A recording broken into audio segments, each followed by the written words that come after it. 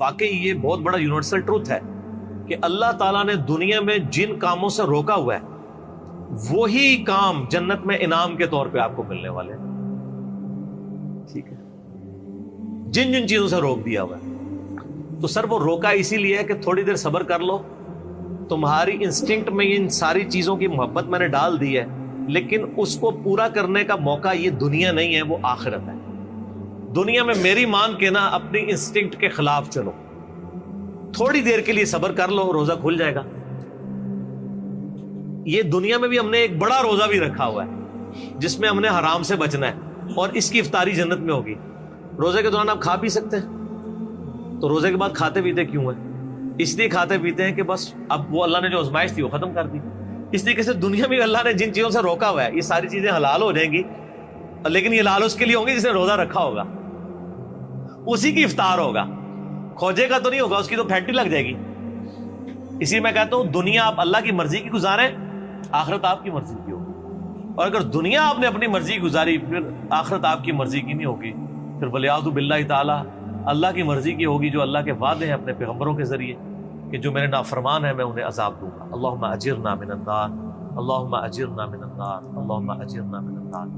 سورہ آل عمران میں بھی ہے نا, زُيِّنَ لِلنَّاسِ حُبُّ الشَّهَوَاتِ مِنَ النِّسَاءِ, اور اس کے بعد کافی چیزیں اللہ نے گنوائی ہیں کہ اللہ تعالیٰ نے مزین کر دیا ہے انسان کے لیے, یعنی دنیا کی جو اٹریکٹ فل چیزیں ہیں ان میں سے عورتیں ہیں, بال ہیں, بیٹے ہیں, سونا چاندی کے یعنی ڈھیر ہیں, اور نشان زدہ گھوڑے ہیں, برانڈڈ کاریں ہیں آج کل کے دور میں.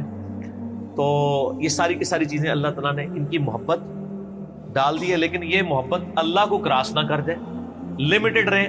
ان لمیٹڈ ہوگی جنت, جنت میں زندگی بھی ان لمیٹڈ ہے, نعمتیں بھی ان لمیٹڈ ہیں.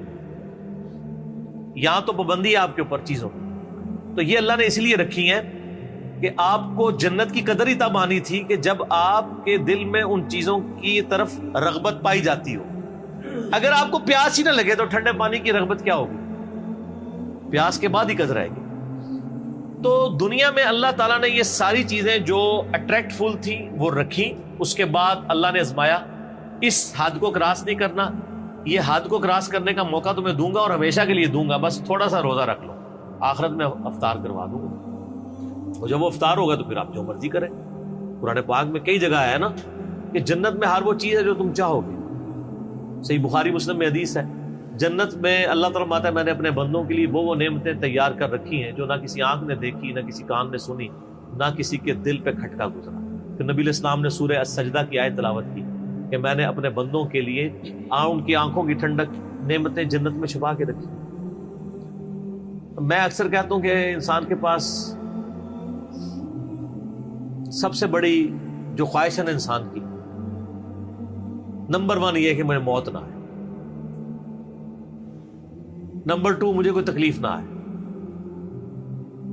نمبر 3 میں بوڑھا نہ ہوں, ہمیشہ انجوائے کرتا رہوں ینگ ایج. یہی ہے نا 3 خواہشات. اگر یہ 3 چیزیں دنیا میں آپ کو مل جائیں تو سر خدا کو پھر کس نے رسپانس کرنا ہے؟ آپ سے میں بھی پوچھ لیتا ہوں, اگر آپ کو کوئی مصیبت پریشانی نہ آئے, آپ بوڑھے نہ ہو اور آپ کو موت بھی نہ آئے, تو خدا آپ کی ضرورت ہی نہیں. اور خدا میں یہی کوالٹیز ہیں کہ اس کو موت نہیں آتی ہے, اس پہ کبھی زوال نہیں آتا, اس لیے خدا کسی کا محتاج نہیں ہے نا. ہماری ضرورت خدا ہے لیکن ہم خدا کی ضرورت نہیں ہے. اللہ کہتا ہے میں غنی ہوں. اور جنت میں آپ کو یہ تینوں خواہشات اللہ نے جنت میں جاتے ہی جو آپ کو پہلے سمجھ لینا 3 جو تمغے ملنے ہیں نا وہ یہی ہیں. صحیح مسلم میں حدیث ہے, اعلان ہوگا جنتی ہو تمہیں مبارک ہو. جنت میں انٹر ہوتے ہی آج کے بعد کبھی مرو گے نہیں, ہمیشہ زندہ رہو گے. اور بخاری مسلم میں حدیث ہے کہ موت کو مینڈے کی شکل میں میدان محشر میں لا کے قتل کر دیا جائے گا. جنتی خوش ہوں گے کہ اب موت آنی نہیں ہے, اور دوست کی کہیں گے وہ کاش ہمیں موت آ جاتی. دوسری خوشخبری ملے گی, صحیح مسلم میں حدیث میں الفاظ ہے, آج کے بعد کبھی بوڑھے نہیں ہوگے, ہمیشہ جوان رہو گے. تیسری خوشخبری ملے گی, آج کے بعد کبھی تم بیمار نہیں پڑو گے, ہمیشہ تندرست رہو گے. 30 سال عمر ہوگی ہر جنتی کی اور 30 ہی رہے گی. اور چوتھی خوشخبری اتنی بڑی ہے کہ آج کے بعد اللہ تم سے ناراض نہیں ہو, ہمیشہ ہی راضی رہے گا. یعنی جنت میں جو مرضی کرو ناراضگی اللہ کی ہو ہی نہیں سکتی، کیونکہ جنت میں یہاں شراب حرام ہے، وہاں شراب جائز ہے. آپ کون سی نافرمانی دنیا میں چھوڑ سکتے ہیں؟ وہ جنت میں آپ کو گارنٹی دیتا ہوں آپ کر سکتے ہیں. تو اللہ نے کہاں سے ناراض ہونا ہے؟ نماز ہی کوئی نہیں. آپ کہیں گے نا دنیا میں سب سے بڑی نافرمانی ہے کہ میں نماز چھوڑ دیں، جنت میں کوئی نماز نہیں. کوئی کہتا ہے شراب سب سے بڑی ہے تو پیئیں سر جتنی مرضی پیئیں. کوئی کہتا ہے عورت کی طرف رغبت ہے تو سر جتنی مرضی عورتیں. ٹھیک ہو گیا. لیکن یہ روزہ ادھر رکھنا پڑے گا. اور یہ اللہ تعالیٰ نے ویسے آزمائش میں ڈالا ہے، اس میں کوئی شک نہیں. صحیح مسلم میں حدیث ہے کہ نبی علیہ السلام فرماتے ہیں اللہ تعالیٰ نے جنت کو ناگوار چیزوں سے ڈھانپ رکھا ہے. جنت تک پہنچنے کے لیے بڑی ناگواری آپ کو ہوگی. اور دوزخ کو خوشنما چیزوں سے ڈھانپ رکھا ہے. یعنی دوزخ کے اوپر تو کڑگا لگا ہوا ہے، ہر بندے ادھر بڑھے گا. اور جنت والا بندہ سوچے گا 10 بار یار بڑا اوکھا راستہ ایک کون کر سکتا ہے. یہ حدیث مسلم شریف ہے. اس کی ایکسپلینیشن ایک حدیث ہے ابو داؤد میں، سنن نسائی کے اندر، سنن ابن ماجہ میں، بڑی ڈیٹیل حدیث ہے. یہ ساری حدیثیں آپ کو مشکات کی تیسری جلد میں جنت والے چیپٹر مل جائیں گی. وہ بڑی مزے کی حدیث ہے کہ اللہ تعالیٰ نے جب جنت کو پیدا فرمایا نا تو حضرت جبرائیل کو کہا ذرا جنت دیکھ کے آؤ. وہ آئے کہتے ہیں یا اللہ کیا بات ہے، مجھے تو نہیں لگتا کوئی بندہ سر دھڑ کی بازی نہ لگا دے جنت میں پہنچنے کے لیے. مجھے لگتا ہے یہ سارے لوگ ہی جنت میں پہنچ جائیں گے کیونکہ جگہ ہی بڑی زبردست ہے. اللہ نے فرمایا اچھا. پھر اللہ نے جنت کو ناگوار چیزوں سے ڈھانپ دیا. دنیا میں نمازوں کی مشقت، بیوی بچے ماں باپ کے ساتھ اس نے سلوک کی مشقت، حلال و حرام کے فرق کی مشقت، روزوں کی مشقت، کتنی مشقتیں ہیں، شریعت کی پابندیاں. اللہ نے فرمایا اب جا کے ذرا جبرائیل دیکھو. واپس ہے، انہوں نے کہا اللہ تیری عزت کی قسم مجھے نہیں لگتا کوئی بندہ جنت میں پہنچنے میں کامیاب ہوگا، اتنی ہرڈز رکھ دی ہیں تو نے. اللہ نے فرمایا اچھا اب دوزخ کو دیکھو. دوزخ کے کہتے ہیں یا اللہ تیری عزت کی قسم کوئی بندہ بھول کے بھی کوشش نہیں کرے گا کوئی ایسا کام کرے کہ ادھر آئے، یہ تو بڑا عذاب ہے. پھر اللہ تعالیٰ نے دوزخ کو ڈھانپ دیا دنیا کی خوشنما چیزوں سے، اٹریکٹفل چیزوں سے، شہوات سے. کہا جبرائیل آپ دیکھو. دیکھ کے انہوں نے کہا یا اللہ مجھے نہیں لگتا کوئی بندہ دوزخ سے بچ پائے گا، کیونکہ ہر راستہ ہی دوزخ کی طرف لے جانے والا ہے. جتنے بھی اٹریکٹفل، جو ہماری انسٹنکٹ میں اٹریکٹفل. لیکن سب تھوڑا سا روزہ رکھ لیں سب کچھ ختم ہو جائے گا. صحیح مسلم میں حدیث ہے اللہ تعالیٰ دنیا میں جس نے یاشی کی زندگی گزاری ہوگی نا، قیامت والے دن اللہ تعالیٰ نا اس کو بلوائے گا اور کہے گا فرشتوں ذرا اسے ایک پھیرا لگاؤ نا دوزخ کا، کیونکہ دنیا میں بڑا کہا گیا ایک ہی پھیرا لگنا ہے. کہنے نا لوگ. سورہ فرقان میں اللہ فرماتا ہے کہ دوزخ تھوڑی دیر کے لیے ہو یا زیادہ دیر کے لیے بڑی بری جگہ ہے رہنے کی. یہ مسلمان ہے جو بدماشی کے ساتھ کہتا خیر ایک پھیرا ہی لگے گا، اور حالت اس کی یہ ہے کہ موم بتی کے فلیم میں 10 سیکنڈ کے لیے یہ ہاتھ نہیں رکھ سکتا. اور بخاری مسلم کی حدیث ہے کہ آخرت کی آگ دنیا کی آگ سے 70 گنا زیادہ تیز ہے. اور جس کی یہ اوقات ہے کہ وہ دنیا کی آگ کے اوپر صرف ہاتھ نہیں فلیم کے اوپر رکھ سکتا، وہ آگ کے اندر جلنے کے لیے تیار ہو جائے. تو یہ کہانیاں صرف اپنے آپ کو کرائی نہیں ہے. دنیا میں کسی کہا جائے نا کہ فجر چھوڑنے میں فجر سے زور تک 10 بائی 10 کے ایسے کمرے میں آپ کو قید کیا جائے گا کہ جس میں 100 کوبرا سانپ ہوں گے، 100 بچھو ہوں گے، 100 اژدھے ہوں گے، لیکن ایک ہی پھیرا لگے گا ایک نماز کے پیچھے. فجر کے پیچھے فجر سے زور، زور کے پیچھے زور سے اثر. اور جتنے دنوں کی نمازیں ہیں اتنے دن لگے گا. کچھ سوچ سکتا ہے؟ اس لیے کہ ہم نے امیجن کیا ہوا ہے دنیا نقد ہے نا. آخر میں کہتے خیر ہو یار اینڈ تے چھاڑ ہی دے گا نا. کہانی ایڈا سوکھا کام نہیں ہے. اچھا وہ مسلم شریف کے الفاظ ہیں، اللہ تعالیٰ کہا ذرا اس کو لگاؤ نا دوزخ کا ایک پھیرا جس نے دنیا میں بڑی یاشی کی ہے.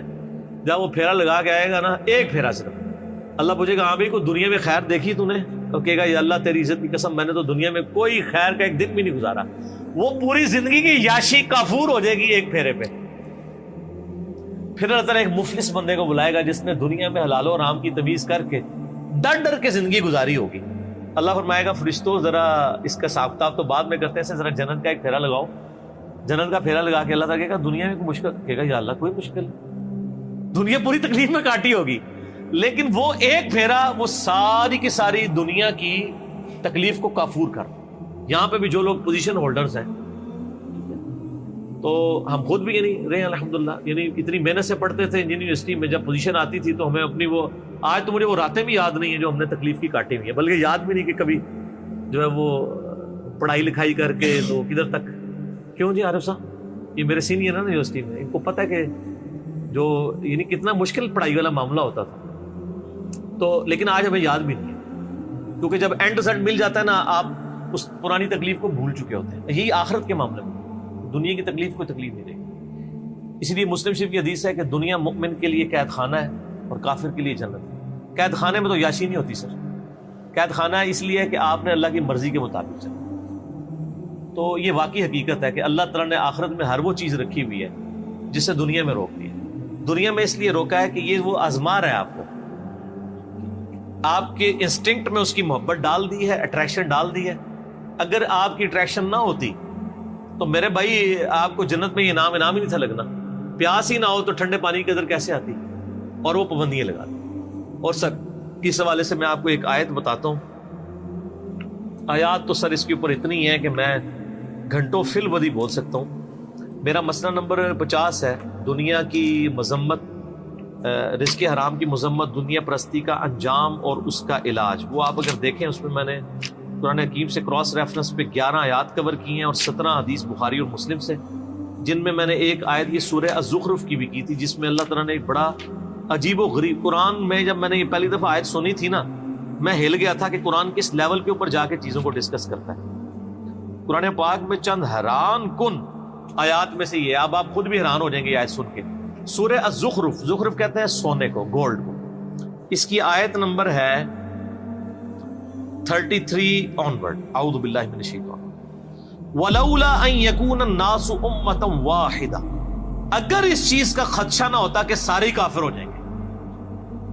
ہائے ہائے ہائے ہائے، دنیا میں اتنی اٹریکشن ہے کہ اللہ تعالیٰ کہہ رہا ہے مجھے خدشہ تھا کہ دنیا میں اتنی اٹریکشن ہے کہ سارے ہی میرے منکر بن جائیں گے اگر میں دنیا والا معاملہ جو ہے وہ اس طرح ایکسپوز کر دیتا. وَلَوْلَا أَن يَكُونَ النَّاسُ أُمَّةً وَاحِدَةً، اگر یہ خدشہ نہ ہوتا کہ ساری انسانیت ہی ایک واحد امت اللہ کی منکر بن جائے گی. لَجَعَلْنَا لِمَن يَكْفُرُ بِالرَّحْمَنِ لِبُيُوتِهِمْ سُقُفًا مِّن فِضَّةٍ وَمَعَارِجَ عَلَيْهَا يَظْهَرُونَ، ہم رحمان کے کفر کرنے والے لوگوں کے لیے، اللہ کے دشمنوں کے لیے، ان کے گھر اور ان کے گھروں کی جو سیڑھیاں ہیں نا وہ چاندی کی بنا دیتے، اور ان کے گھروں کی چھتیں چاندی کی بنا دیتے کہ بھی جو اللہ کو نہیں مانے گا اس کا پورا گھر چاندی کا، یاشی کرے. تو سارے نے کہنا تھی یہی کریے. اللہ میں ہمیں یہ خدشہ تھا کہ ساری کافر ہو جاؤ گے. کسی نے چوپدہ روزہ نہیں رکھنا. آگے چلیں. وَلِبُيُوتِهِمْ أَبْوَابًا وَسُرُرًا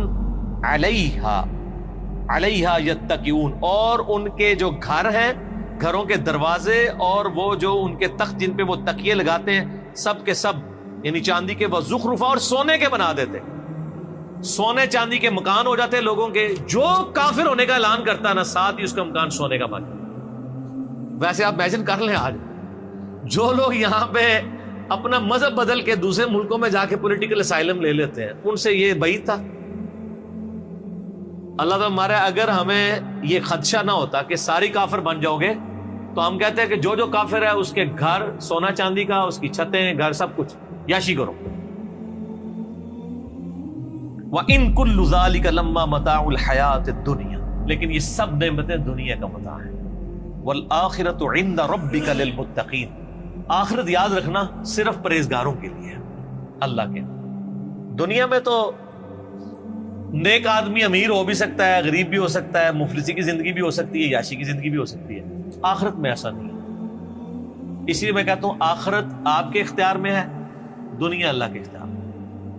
دنیا سے مراد جو آپ کی ڈیسٹنی میں معاملات ہیں، آخرت اللہ کے جو رکھی ہے وہ آپ کے اختیار میں رکھ دی ہے.